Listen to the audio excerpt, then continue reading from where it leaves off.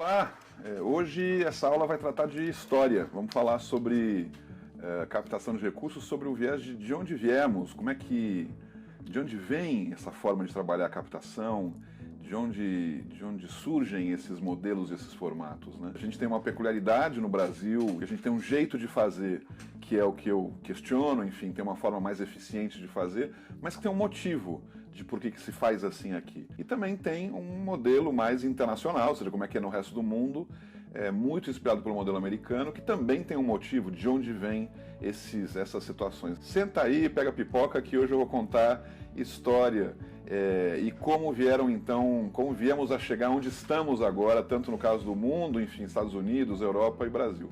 Eu queria que a gente começasse então pelos Estados Unidos, que é onde surgiu efetivamente a captação de recursos, o fundraising, que é o termo que se utiliza lá. Fizemos uma má tradução, né, de traduzir fundraising para captação de recursos. Fundraising tem um sentido de florescer, desenvolver, né, fazer nascer recursos, né, ou seja, se desenvolver fundos. E captação tem mais uma ideia de colher, né, ou seja, coletar, guardar para si. Isso só no nome já gera realmente diferenças.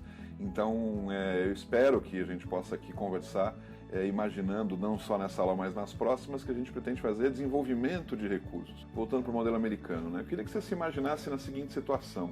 Lá pelo início dos Estados Unidos, quando não existia ainda Estados Unidos, eram simplesmente umas terras lá cheias de índios, e os primeiros ingleses, irlandeses, escoceses chegando lá com as suas respectivas famílias para morar num mundo novo, literalmente, né? Ou seja, eles iam lá com famílias inteiras, seus cachorros, sua sogra, todo mundo, para morar num outro continente. Só isso já é uma coisa diferente se a gente for comparar com o caso brasileiro, onde o que existiu durante muito tempo eram portugueses que vinham para cá, muitas vezes sozinhos, muitas vezes para fazer fortuna rapidamente, o mais rápido possível, voltar para suas terras.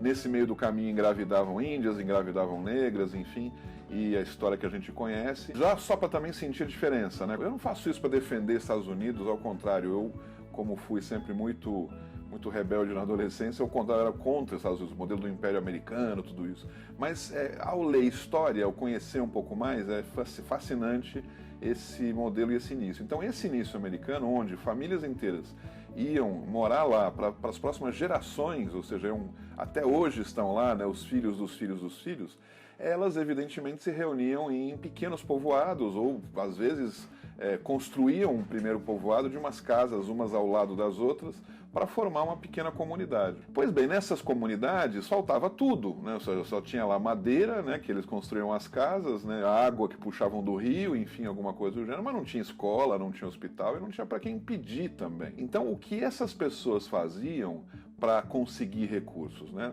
Deixo 2 segundos aí para você pensar um pouco, né? O que você acha que podia acontecer? Não podiam pedir para governo porque não existia governo, não podiam pedir para empresa porque não existia empresa, não podiam pedir entre si porque estavam todos no mesmo problema. Então o que eles faziam de fato para fazer uma escola ou para fazer um hospital? Pois eles construíam a escola com o que tinham. No fim de semana faziam escola.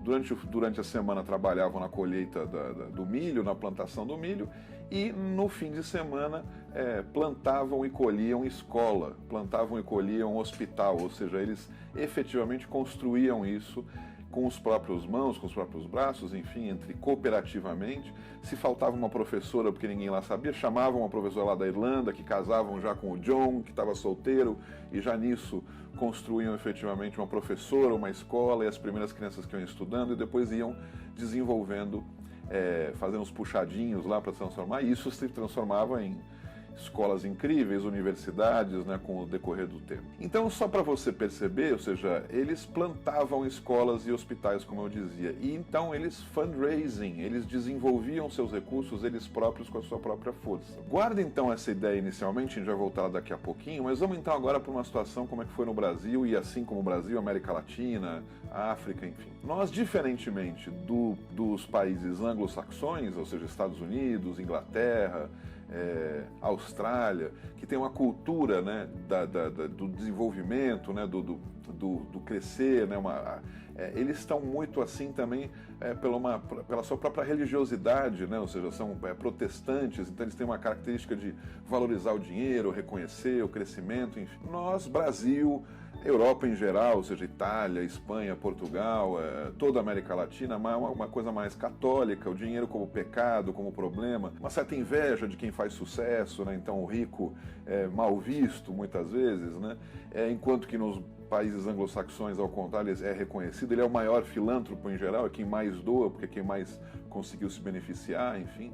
Então tem uma dinâmica de reconhecimento, de giving back, que se chama, né? Devolver à sociedade o que ele acabou conseguindo.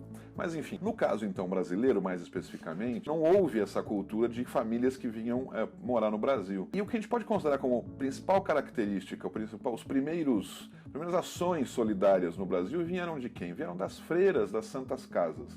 As Santas Casas então são as pioneiras na solidariedade, na filantropia brasileira. Não que elas tinham dinheiro, porque não tinham, mas conseguiam as coisas e conseguiam construir, conseguiam fazer hospitais a partir do quê?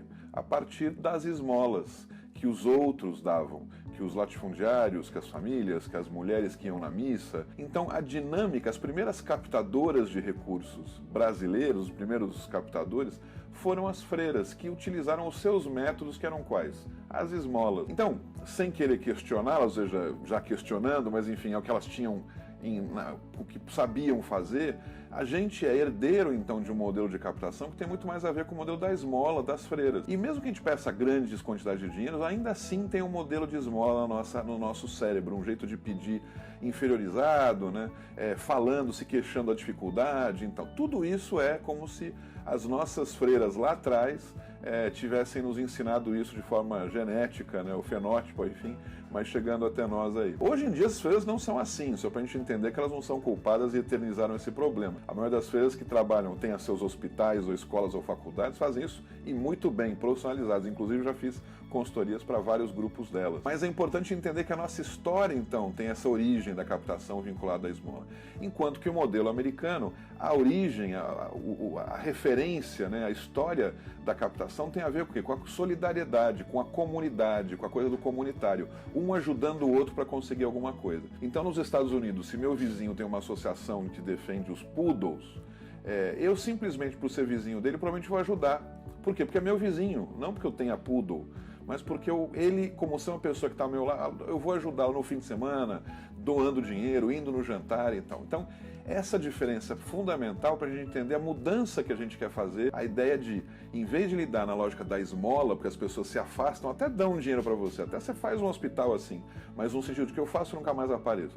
Mas como criar uma dinâmica de solidariedade, num sentido de comunitário, de um apoiando o outro. Trazer esse potencial doador para ele pertencer a você, para que ele faça parte de um grupo que quer fazer uma solução social. Eu quero fazer parte de uma solução e por isso eu ajudo, seja voluntariamente, seja construindo a igreja, doando para a igreja ou para o hospital ou o que quer que seja. Então essa história que eu fiz questão de contar é muito importante, eu falo em todas as minhas aulas, porque a gente começa a enxergar de onde viemos, né? Por que fazemos o que fazemos. E que existe sim uma possibilidade de a gente fazer diferente, fazer melhor, fazer de uma forma mais eficiente aí.